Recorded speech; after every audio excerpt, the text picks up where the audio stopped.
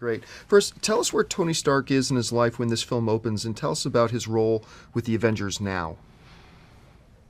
Tony is basically hosting the Avengers in his tower in New York, Avengers Tower, I believe it's called now, Stark Tower, which is really Avengers Tower, and he's working on a system that will make it so that the Avengers really don't have to do what they've been doing all along, which purportedly should be the end game.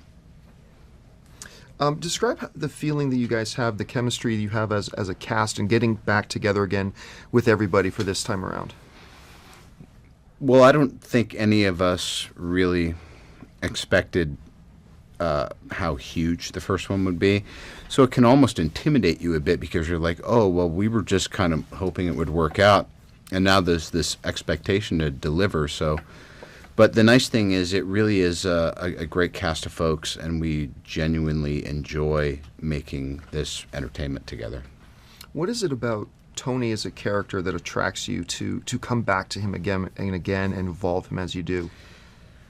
It was just this perfect storm of feeling like I could create the character within the guidelines of what he was always supposed to be.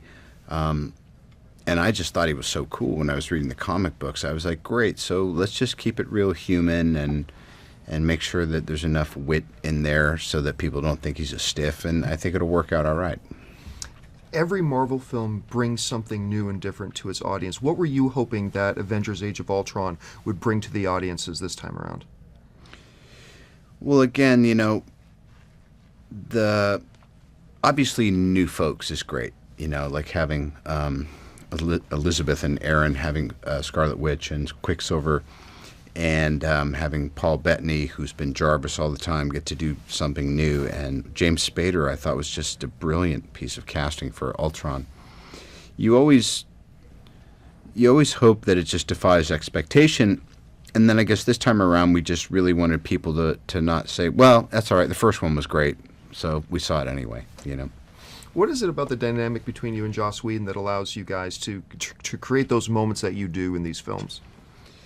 Well, it's a respect, and every director-actor relationship is so different, and Joss is very in control and really wants to have authorship over things. So I think for me it was about just being a little bit more receptive, and it makes it, in some ways, just makes the job easier because he's kind of got it figured out.